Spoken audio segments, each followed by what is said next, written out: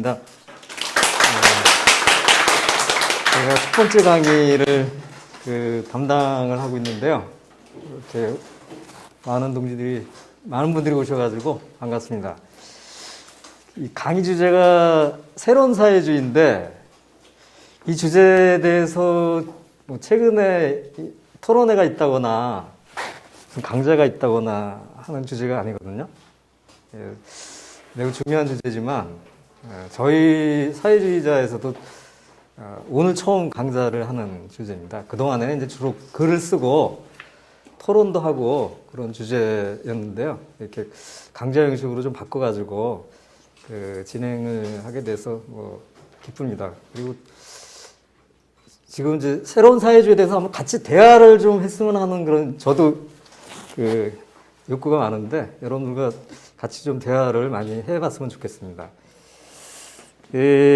제가 담당한 부분은 두 가지를 동시에 하는데요. 첫 번째는 이제 새로운 사회주의 내용을 잡게 문제의식 그래가지고 이거 왜 하는가, 새로운 사회주의를 왜 하는가, 이거에 대한 이제 문제의식을 주로 얘기를 하고, 그 다음부터 이제 본론으로 들어가는데요. 그 본론 중에 이제 네 가지가 있습니다. 그 중에 이제 인간 해방 운동으로서의 사회주의라고 하는 주제를 담당을 제가 오늘 좀 하도록 하겠습니다. 최근에 이 글을 썼을 때는 제가 한 2년 전에 썼어요. 근데 여기 보면 최근이라고 하면 한 몇 년 전부터 사회주의에 대해서 좀 공감하는 그 분들이나 단체들이 좀 많아졌어요. 그래서 제가 오랫동안 이제 사회주의로 방향을 전환하자 이렇게 말씀을 드린 사람 중에 하나인데, 이 변화되는 거에 대해서 매우 기쁘게 생각을 하고 있어요. 근데 이제 그 이유가 뭘까 생각을 해보니까 그동안 이제 꾸준히 많은 이제 좀 선구적인 사회주의자들이 사회주의에 대해서 호소를 많이 하고 또 알리고 이런 것들이 이제 효과를 보고 있다라는 생각이 들고요. 또 하나는 이제 우리나라에서 이제 진보운동이라고 있죠. 진보운동의 역사도 오래됐고, 다양한 운동이 있었습니다. 그런데 그 진보라고 하는 것이 이제 뚜렷한 자기 입장을, 특히 이제 자본주의와의 관계에서 태도를 표명하지 않을 경우에 진보로서 활동하기 좀 어렵게 되는 구조가 되고 있어요.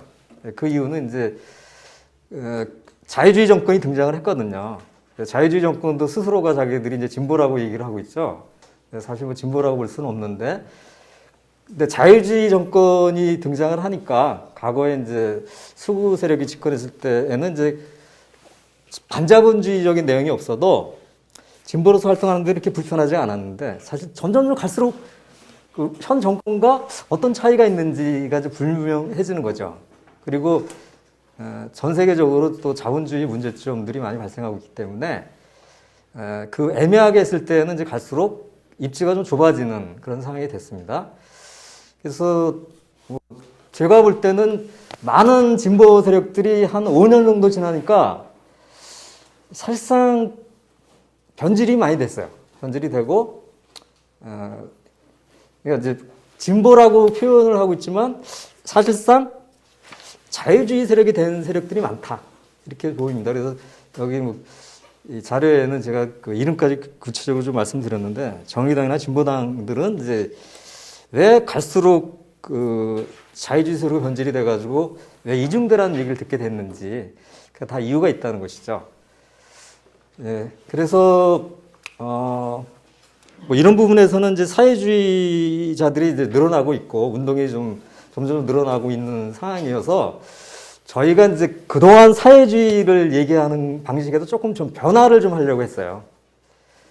한 2016년 이후에 이제 여러 가지 행사들을 많이 하는데, 그때 토론회나 이런 걸 하면은 많은 사람들이 이제 주제가 뭐냐면 이제는 좀 사회주의로 한번 가보자. 젊은 사람들 같은 경우에는 이제 자꾸만 우리나라 좀 젊은 분들이 그 당시에는 좀 그랬어요. 뭔가 좀 우울하고 자꾸만 이렇게 뭔가를 자기 탓을 하는 그런 분위기가 좀 굉장히 컸어요. 그때 이제 유행한 게 무슨 소확행이나 이런 게 유행을 했죠. 작지만 확실한 뭐 이렇게 작은 거라도 좀 해서 보람을 느껴보자. 그런 것이 있고, 어떤 자기 밖으로, 자기를 포함해서 다른 사람들한테 무슨 발언하는 것들이 잘 안 되고 있는. 그래서 이제 자기 탓만 하지 말고 좀 세상 탓도 한번 해보자. 우리가 좀 힘든데 젊은 사람들이 그런 토론회를 여기 오늘 뭐 계신 김민재 동지나 이런 분들이 이제 발제도 하시면서 했어요.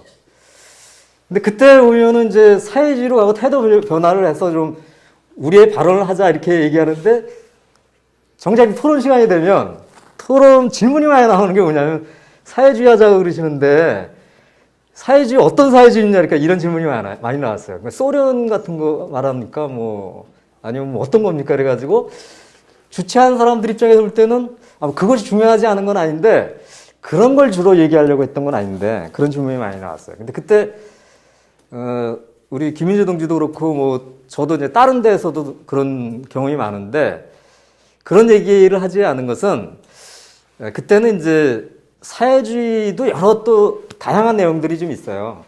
있는데 그런 것들을 얘기하기보다는 우리 사회에서 뭔가 사회주의라고 하는 흐름이 생겨서 중요하게 우리 사회 발전 방향에 대해서 얘기하는 흐름이 나오게 해야 된다는 걸 그러니까 강조를 했던 거예요.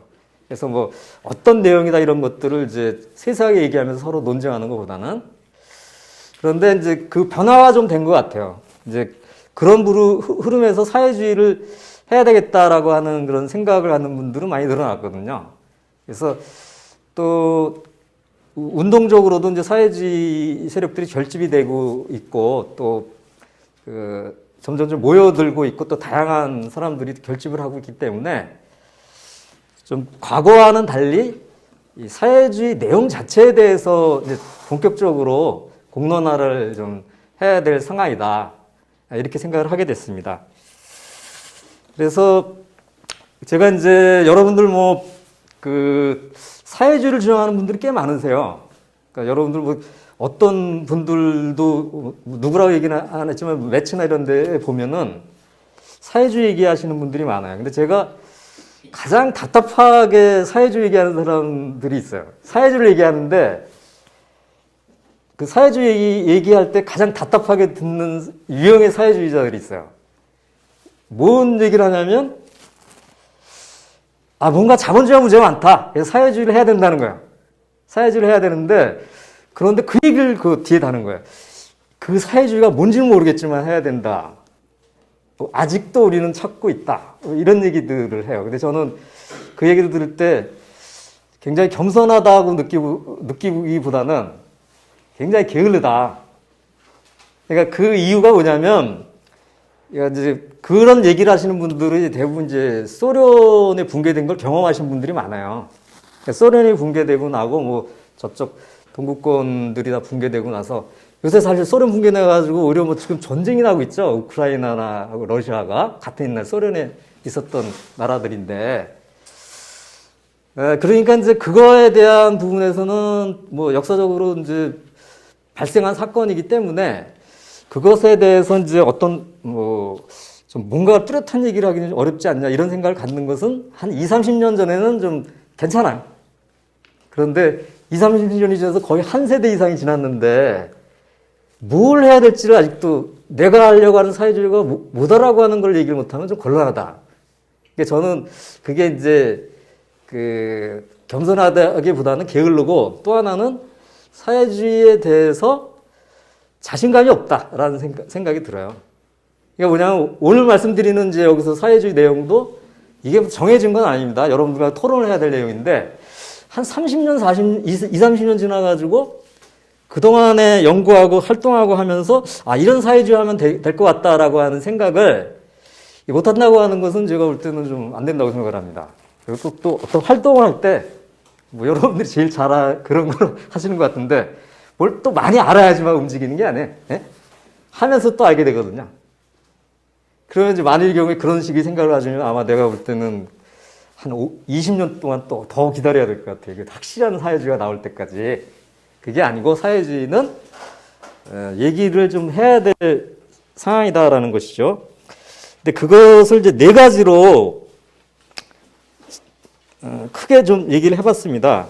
그래서 7쪽에 보면 인간 해방 운동으로서의 사회주의 운동, 두 번째 민주주의 심화 발전으로서 사회주의, 세 번째 생산과 유통에 대한 의식적 통제, 그리고 노동자 국제주의입니다. 그래서 이 내용을 잡아가지고 요번에 이제 강의를 하게 될 것입니다. 근데 이제 이런 것들이 나오게 된 어떤 문제의식이 뭘까? 이런 결론이 분명히 이제 나왔는데, 이런 결론이 나오기 위해서 어떤 고민을 했고 뭘 공부하고 했나, 이걸 좀 말씀드리도록 하겠습니다.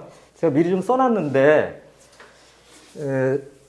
요 세 가지로 문제의식을 잡았어요. 그러니까 여러분들, 제가 이제 오늘 강의하고 있는 저는 좀 나이가 좀 많아 보이죠?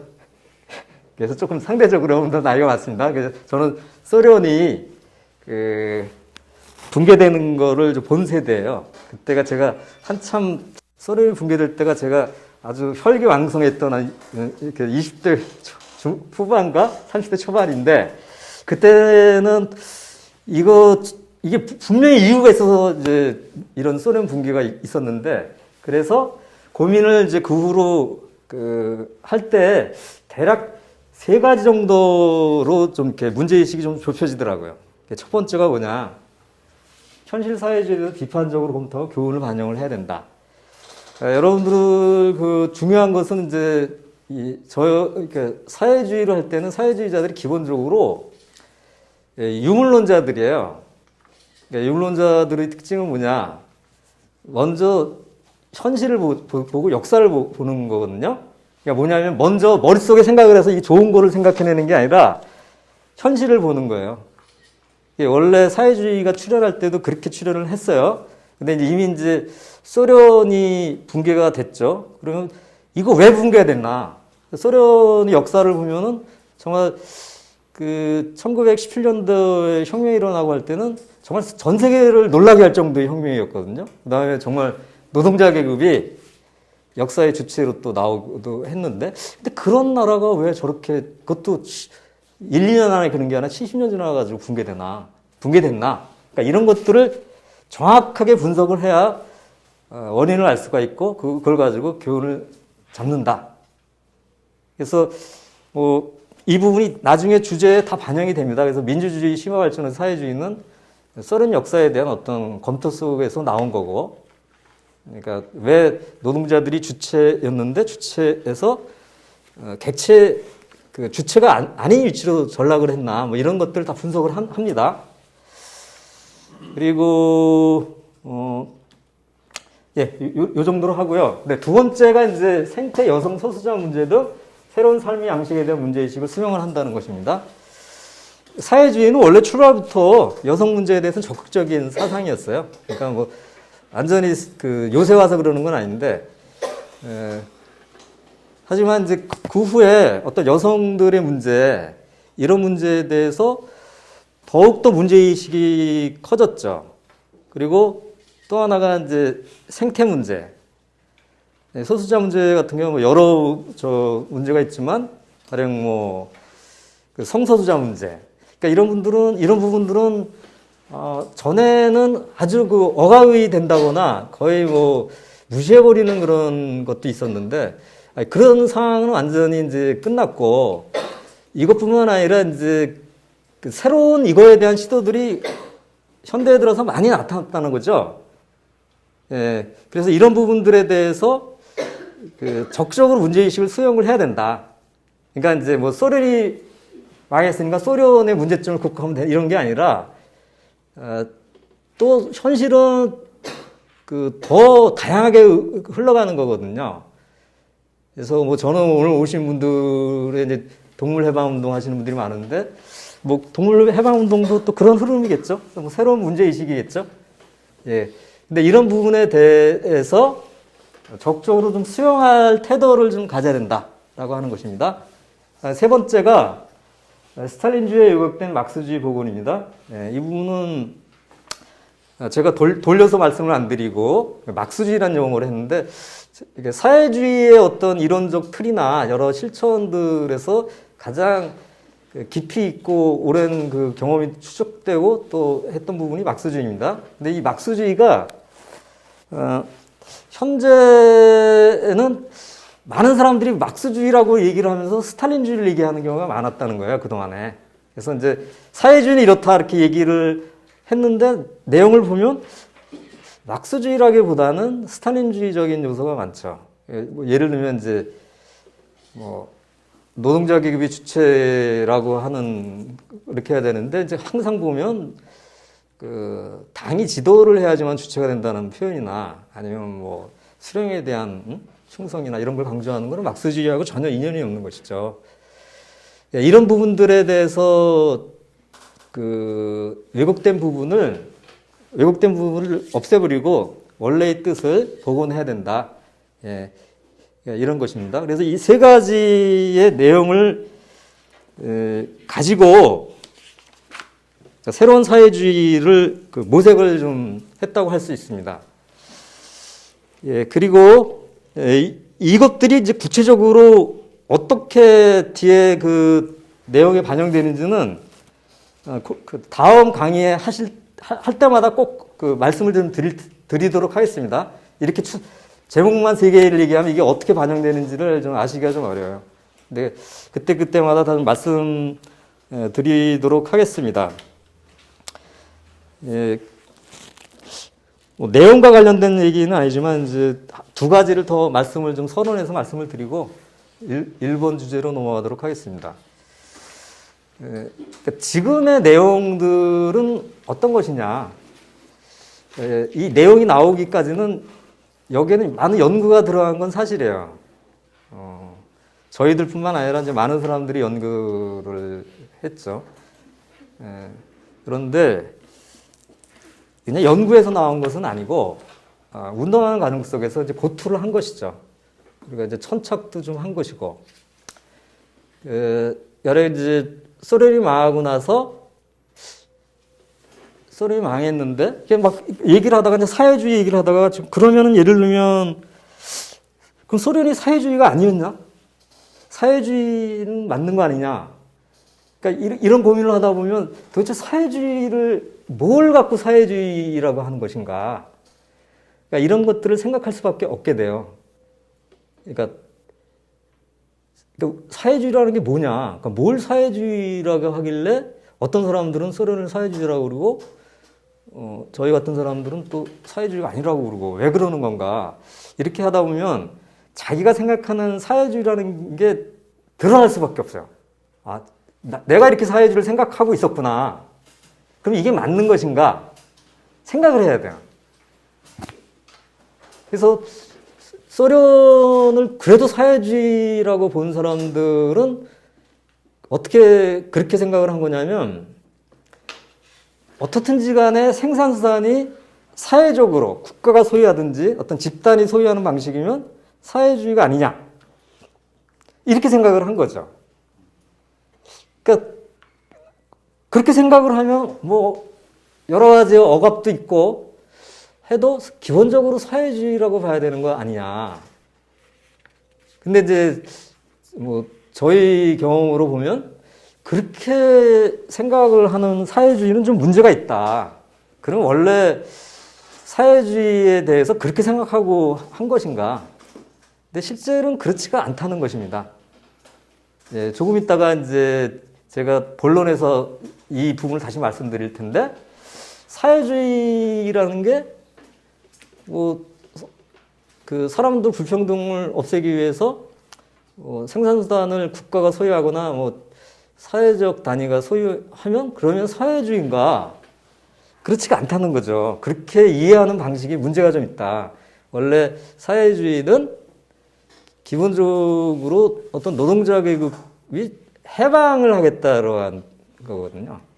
그러니까 뭐냐면 주체가 어떤 억압으로부터 해방되겠다라고 하는 운동인 거예요.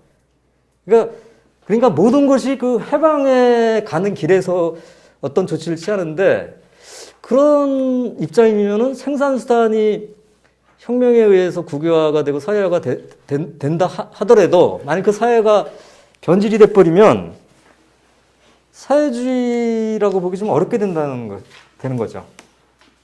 그래서 이런 고민들이 반영돼 있다. 그러니까 좀 사회주의에 대한 인식이나 이런 것들이 깊어지는 과정을 동반한 것이죠.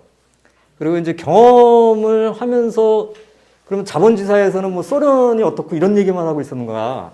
그게 아니죠. 현실에서는 소련이 망했다 그래서 자본주의가 없어진 것도 아니고 그것도 자본주의 그 시기에 바로 요새 같은 현실을 또 만들어낸 거예요, 자본주의가. 그래서 여러분들은 뭐 오늘 주제가 그건 아니지만 자본주의가 한 30년 동안 이미 뭐 미국이나 이런 데서는 뭐 거의 다 이것이 보편화돼서 다 그렇게 생각을 하는데 유례 없이 지옥을 만들어낸 세상이 된 거죠. 그러면 이 과정 속에서 뭔가 어떤 해방이나 이런 거에 대한 어떤 새로운 또 생각들이 나올 수 있게 되는 그런 것을 있었는데 이런 것들이 반영이 됐다라고 하는 것입니다. 예, 그리고 하나를 더 말씀을 드리면, 저희 매체 이제 사회주의자는 뭐 여기 오신 분들이 다들 그러시지만 어떤 생각을 좀 재밌으니까 한번 해보고 이런 게 아니라 그걸 가지고 행동하는 되죠. 매체도 그런 걸 실천하는 쪽입니다. 그래서 여러분들 뭐 이번 대선 같은 거 경험하시면서 저뿐만 아니라 정말 지겨우셨죠? 네? 그러니까 무슨 우리나라 사회의 어떤 비전을 가지고 무슨 논쟁이 된 게 기억이 거의 없죠. 과거에 보면 뭐 예를 들면은 한 20년 전 같은 경우는 뭐 선거 한번 치르니까 무상일을 하느냐, 무상교육을 하느냐, 뭐 이런 것들이 남아가지고 그 사회에 영향도 주고 그랬죠. 예? 그런 것들이 있고, 뭐 그런 것들이 사회에 영향을 미치고 그러는데 이게 선거 끝났는데 여러분 기억나는 게 뭐가 있으세요? 그러니까 한 달 조금 넘었는데 기억나시는 게 뭐가 있으세요?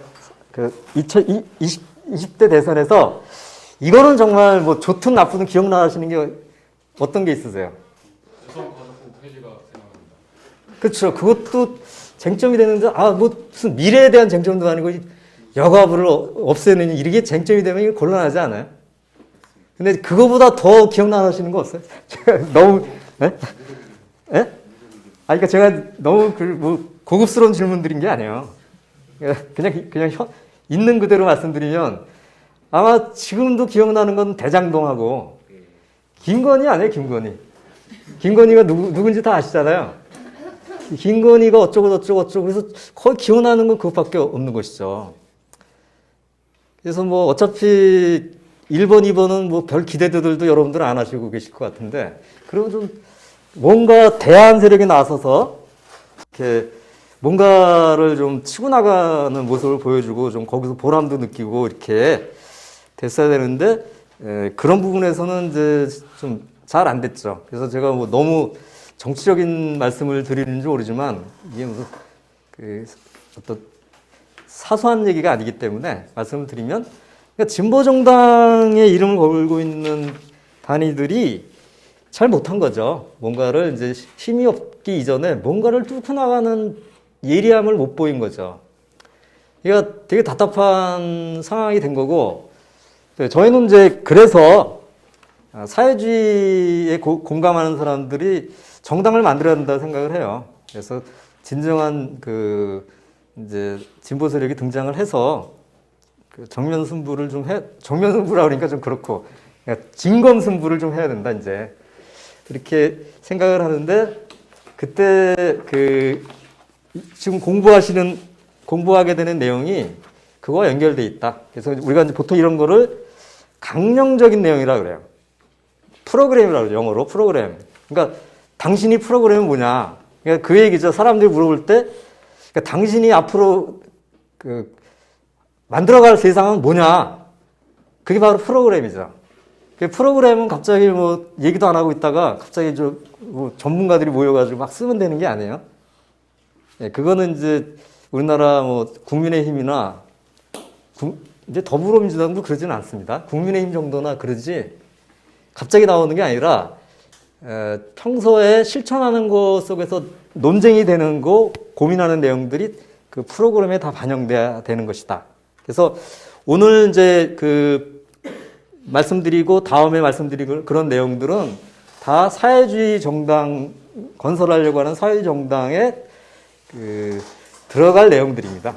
그래서 이런 내용들을 당장 강령 소환 토론하는 건 아니지만 그런 토론을 지금부터 하는 의미가 있다. 그런 의미에서 저는 매우 실천적인 또 공부가 된다고 생각을 합니다. 예. 그래서 제가 문제의식을 좀 말씀을 드리고 이제 본론으로 들어가도록 하겠습니다. 예. 예. 인간해방운동으로서의 사회주의 운동입니다. 여기 이제 인간해방운동이라는 용어가 들어갔어요. 그래서 한번 좀 제가 질문을 드려보겠습니다. 여러분들 사회주의 그러면 솔직하게 말씀해 주세요. 너무 내가 공부를 많이 이렇게 생각하지 마시고 사회주의 그러면 떠오르는 게 있을 겁니다. 사회주의 그러면은 가장 먼저 떠오르는 게 우리 황정원 동지부터 사회주의 그러면 제일 먼저 떠오르는 게 뭐예요? 본인이? 저는 노동자 자기해방. 이게 정답이 먼저 이렇게 탁탁 나오면 제가 지금 뭔가 이제 주변적인 걸 쭉 듣고 이제 뭔가 본론으로 들어가려면 거의 지금 제목이 이건데 제목 답이 먼저 나오면 이거 재미가 없는데 이거 잘 알고 계시는 거고 맞습니다. 노동자 계급에 이게 정답이 먼저 나오니까 내가 그러니까 보통 그렇잖아요. 사회주의 사회는 이런 사회다라고 하는 게 있는데 이게 지금 제가 오늘 얘기를 할 건데 여긴 두 가지가 다 들어갔어요. 그러니까 주체도 들어가 있고 해방이라는 용어도 들어가 있어서 잘 말씀하셨고요. 예, 한번 다 정답 말할 수도 있는데 뒤에 우리 임정영 님께서 한번 사회주의 그러면 많이 생각나는 거 있잖아요. 사회주의 사회는 이런 거다. 저도 처음에는 러시아, 그쵸. 러시아를 사회주의 사회라고 그러면 많은 그냥 보통 사람들이 왜 사회주의 사회라고 그러죠? 그러니까 어떤 이 사회주의 사회는 보통 사회가 이런 사회를 사회주의 사회라고 그런다. 처음에는 들었던 거는 러시아가 자본에 반대해서 자본주의 반대해서 나왔다. 예, 그쵸. 이런 얘기하면서 사회주의랑 공산주의 다르고 약간 민주주의랑 사회주의 다르다. 이런 식으로 조금 좀 민주주의하고 사회주의는 이제 범주가 다른 건데 자본주의, 사회주의하고 자본주의하고 대립되는 건데 벌써부터 우리나라 반공주의의 영향이 미치고 있는 게 나옵니다. 우리나라는 보통 대부분 그렇게 생각하죠. 사회주의 반대가 민주주의 이렇게. 예, 좀 제가 이걸 갖다 기대한 건 아닌데 예를 들면 우리가 크게 보면 이제 생산수단이 있잖아요. 사회주의 그러면 생산수단이 어떤 사회라고 보통 생각을 하세요? 국유화. 그죠. 생산수단이 국유화된 사회다 이렇게 하죠. 그래서 그게 가장 큰 상징으로 오고 그다음에 또 노동자 국가 이런 얘기를 많이 하죠. 노동자 국가. 예, 맞는 얘기입니다. 사회주의의 특징이 가장 큰 특징이 두 가지고 또 하나가 이제 계획경제 이런 얘기를 많이 하죠. 시장이 아니라 계획경제다. 그래서 그런 생각들이 떠오르시고 그건 틀린 것이 아닙니다. 틀린 게 아닌데 이제 제가 아까 황정은 동지가 답했듯이 이것만 가지고 사회주의라고 얘기하면 사회주의의 어떤 핵심을 아직 파악이 안 되고 있다라고 하는 것이다라는 거죠. 그래서 이것만 갖고 되는 게 아니라 가장 큰 문제의식은 뭐냐. 그러니까 사회주의 사회는 기본적으로 사람들이 좀 억압과 착취가 없는 세상인 거예요. 그래서 이제 그걸 이제 더 정확하게 얘기를 하면은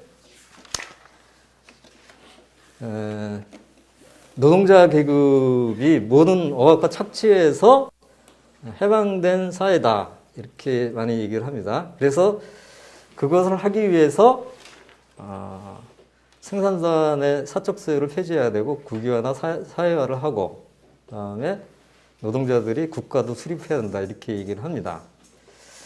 근데 이제 또 하나가 들어가는 게 뭐냐면,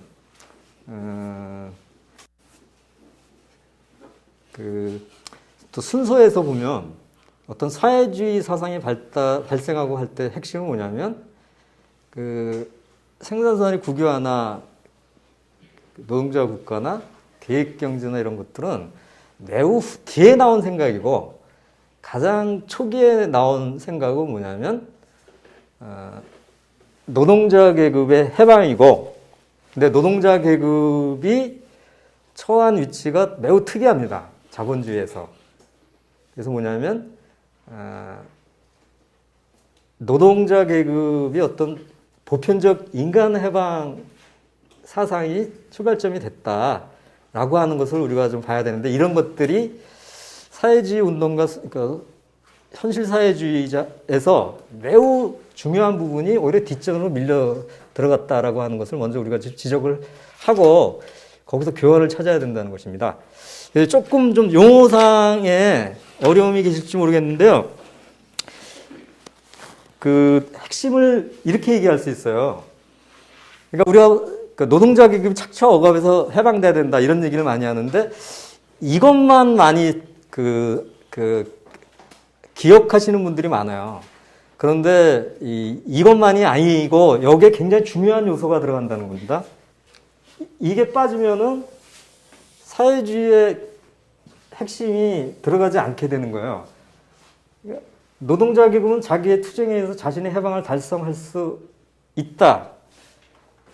있습니다. 그런데 조건이 있는데, 사회 전체를 모든 착취 및 억압, 모든 계급 차별과 계급 투쟁들로부터 해방시키지 않고서는, 이게 뭐냐면 노동자 계급이 자기를 해방시키고 다른 계급들을 해방시킨다 이런 개념이 아니라는 거예요. 사회주의 사상이 출발할 때 핵심이 뭐냐면, 그러니까 모든 억압 착취를 끝장낼 때야 자기들이 해방되는 그런 것이 노동자 계급이다.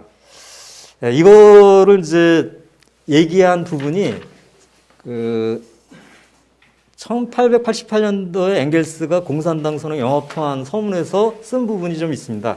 이 부분은 굉장히 중요하기 때문에 서술 형태로 돼 있지 않지만 제가 그 자료에는 놓았는데 바로 그거예요. 노동자 계급이 어떤 계급으로서 계급 투쟁을 해서 상대방인 자본가 계급과 투쟁해서 자본주의 체제를 타도하고 사회주의로 나가려고 하는데, 이때 자기 계급만의 문제를 해결하는 것이 아니고 사회 전체의 억압과 착취를 끝장내게 하는 과정과 동시에 벌어진다라고 하는 얘기입니다. 그래서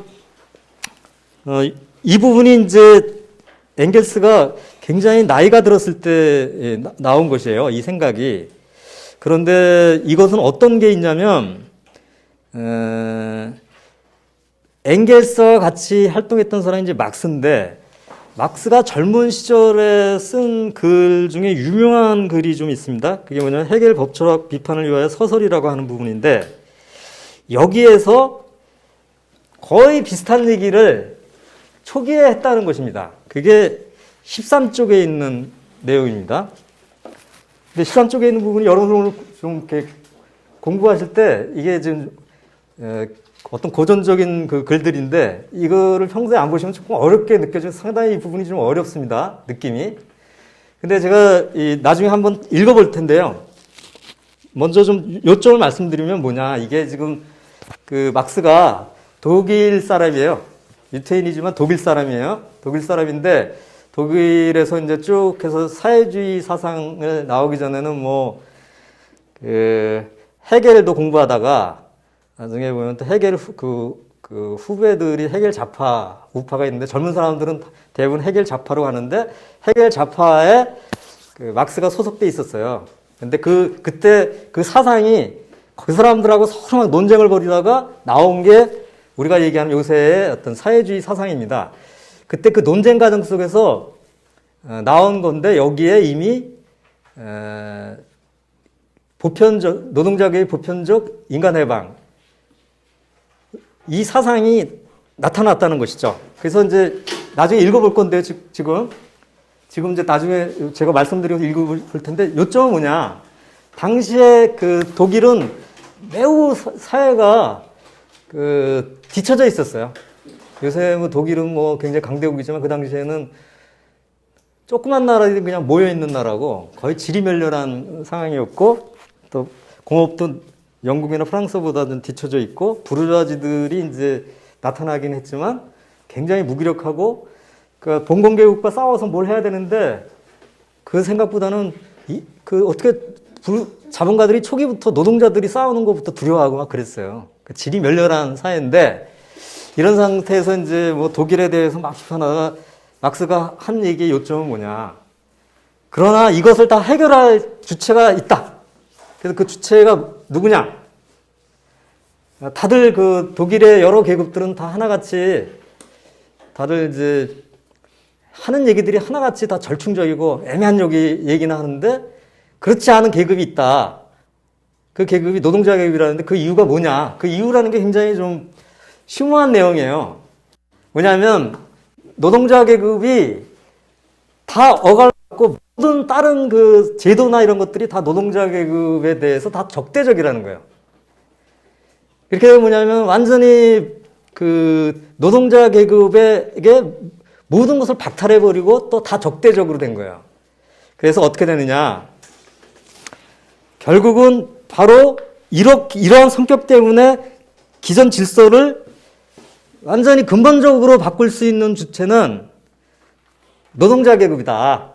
그리고 프랑스나 이런 쪽은 이미 발전을 해서 조금씩 고치면 되는데, 독일은 그게 아니고 워낙 그 문제들이 이제 막 해결이 안 되고 있어서 가장 기치를 높게 잡아야 된다. 인간 자체에 대한 기치를 잡고 나가야 된다. 그리고 그것을 노동자 계급이 할 수 있는 존재에 있다. 이런 얘기입니다.